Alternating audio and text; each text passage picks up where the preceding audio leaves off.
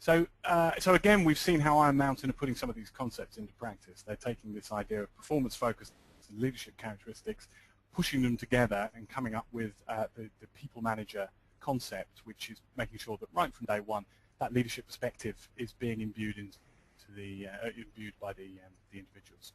So I think it's our final poll question. If I can open it.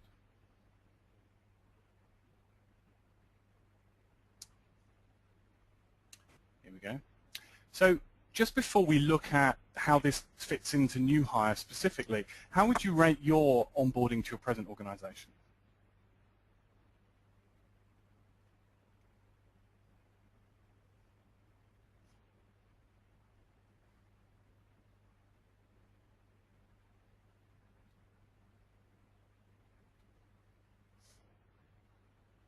Okay. Okay, that's great. Thank you. I'll close the poll there. So I'm very glad to see none of you had a terrible experience. I'm not surprised to see that the majority of people came somewhere between okay and actively good, and 12% had a wonderful experience, which is very, very gratifying to see. I think it's interesting that 40%, 41% felt they were still in the dark about a lot of key areas after their onboarding, but the majority of people, almost 50%, felt good, and afterwards they felt they were ready to work in the organization.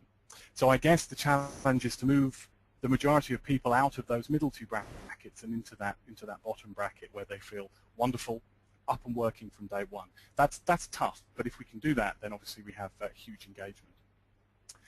So when we talk about new hire training, just to very quickly touch on why this is important, you'll know this instinctively, but there are some statistics around organizations with a standard onboarding experiencing better productivity, greater new hire retention. We also know that while most individuals who leave a job after 12 months will stick out the 12 months so that it looks okay on their resume, they make that decision in the first 4 weeks. That's what exit interviews tell us. This means you have a very unproductive 11 months of that individual when they're already in their mind, they're already out of the door.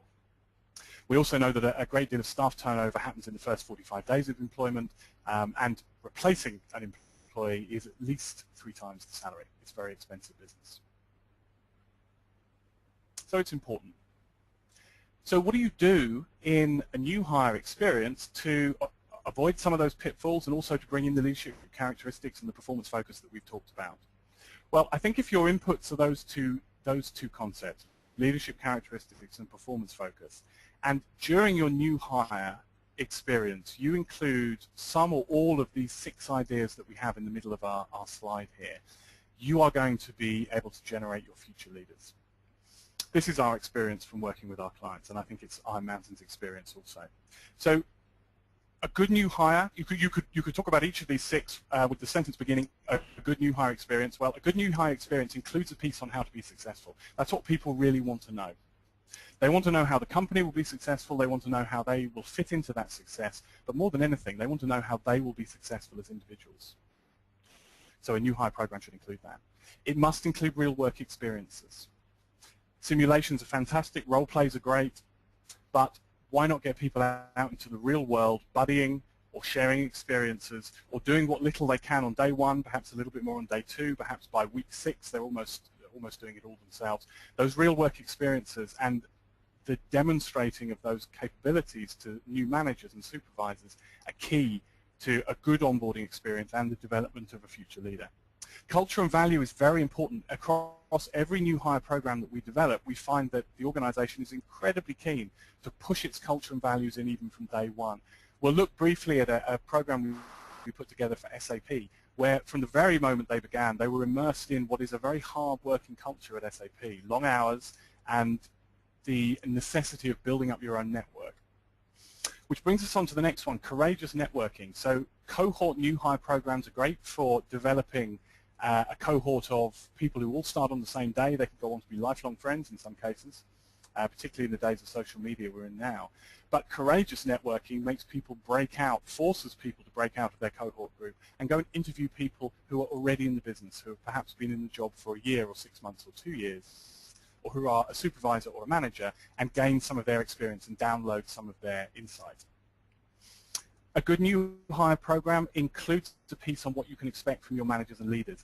And this is a little insight into the future because it's what you will be expected of you when you become a manager and then when you become a leader. New hires are very keen to understand exactly what the role of their manager, what they can expect from their manager, what their manager will expect from them.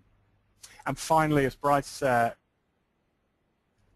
explained through their iMountain program, these leadership characteristics. Understand how leadership is seen at the organization, how it's articulated, and how that can feed down into your work, whether you're working in a call center or as a junior analyst.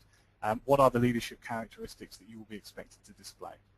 So in a very simplistic form, if you take this leadership characteristics, this performance focus, and your new hiring program includes some or all of these pieces here, then you have far more chance of developing that future leader. So to see this in action, I'm going to hand over to Bryce again. He's going to walk us through the iMountain New Hire program. Hopefully, Bryce, you're on that slide now. Great, thank you. And looking at what you just shared, it made me think of how far we still have to go as an organization. So we had done onboarding very inconsistently, and we had a very small budget to completely transform our onboarding experience. Our tagline for what we call the I Am Ready program here is to make onboarding amazing, and that's really what we're aspiring to do. We want every employee here to feel that way. We have a ways to go, certainly, but at the very least, what we want to make sure is that every employee here has a consistent, positive experience. We launched the I Am Ready program in Q4 of last year after about a year's worth of design. We did partner with Interactive Services in the development of one module that is really, which we'll be looking at later on this call here. We are expanding our program into Canada this fall, so we did launch in the U.S. only. And you can see our goals here really on screen, but to sum it all up, really what we were looking to do after a lot of analysis and a lot of sorting through data, we wanted to make sure that we were engaging our new hires in a way that we had not been doing so previously. That we wanted to retain our new hires. We were seeing that a lot of our new hires were leaving earlier than we would have liked, especially our new people leaders, and that was beginning to affect our leadership pipeline there. And we wanted to make sure that development was really an area of focus for our new hires as well. So we have a number of versions of the I Am Ready program. I think the next slide gives an example of our managers program, which this too we are piloting this year. So we launched for kind of like a one-size-fits-all program last year, and now we're really tailoring that for different audience groups and different geographies this year. I won't go through all of the details here, but you can see in the different blue boxes on the screen that this is a year-long program, and we had done a lot of benchmarking. We looked at a lot of other best-in-class organizations, and it seemed like one of the key things that kept coming up again and again was you couldn't have onboarding end day 30, especially for your new leaders.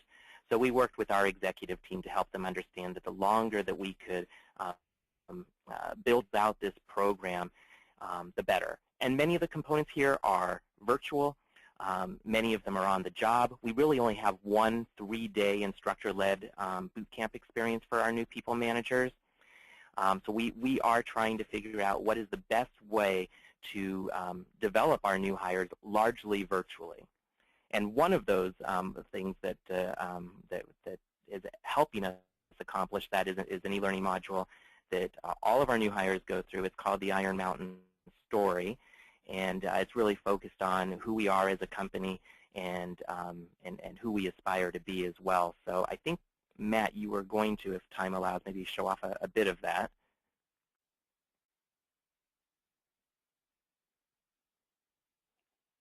And Matt, do you want me to speak to this slide here? Yes, Bryce, so thank you for that. I can speak to this slide, actually, and then we'll have a quick look at the demo. So Bryce mentioned that we worked with Iron Mountain to put together an online piece as part of their onboarding program. And the idea from the very beginning was to make the whole experience a very good cultural fit for Iron Mountain. So the solution that we came up with, which I'll demonstrate in just a moment, is a 30-minute online module. It has a gallery menu. It allows people to move freely within the course and to explore some of the Iron Mountain values as they prepare for life as a mountaineer. I'm going to show an example of it quickly.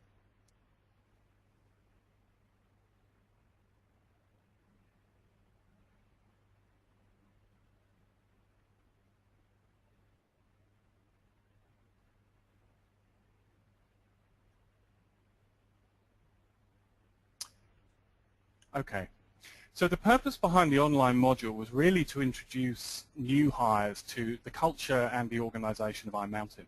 You can see that for the look and feel, we went with this gallery approach, the idea that people are browsing. This was deliberately chosen to give a sense of empowerment to the learner, the idea that they can move through the content in the sequence that they wish, but also that there is a lot of value and enrichment here on offer for them. They receive a map of the gallery, which is going to walk them through the experience, and they're also going to hear from some of their peers. So as they explore this gallery, they're going to meet people who were in the same position they were in perhaps 6 months ago or a year ago. This is another key feature that we find in good onboarding programs, pulling back in people who have recently been through the program and asking them to give a testimony on what worked for them and what perhaps some of the challenges they had early in their career. So as part of this particular piece in the online, they'll be able to view videos of some of their peers who will talk about their onboarding. We'd be very happy to run a separate demo of this for anyone who's interested, but I will return to our presentation for now. Okay. Bryce, maybe you could just walk us very quickly through some of the results we've had so far.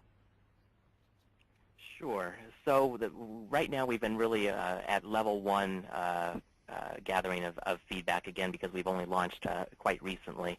But what's wonderful is that we are seeing a tremendous amount of adoption, and that's in part because we did have a communications and a change strategy that accompanied our initial launch of the I Am Ready onboarding program. So we're seeing about 90% adoption, including using an onboarding portal that we launched at the same time. Satisfaction rates are hovering in the mid 80% right now, and we've begun to do some level 3 surveying there as well. We have a very, very long list of things that we're looking to improve. Yep, exactly, including their managers. Thank you. And the module that Matt just showed, we have 90% completion, so 90% of our new hires are completing that module. And then lastly, what we're really looking to do, and this is going to be something that's going to take some time, we really are trying to integrate the Managers Who Lead program into our entire performance management processes and philosophy. We've begun to do that in some areas, and I'd like to see the day where that's done 100% across the board. We'll get there. Not quite there yet, though.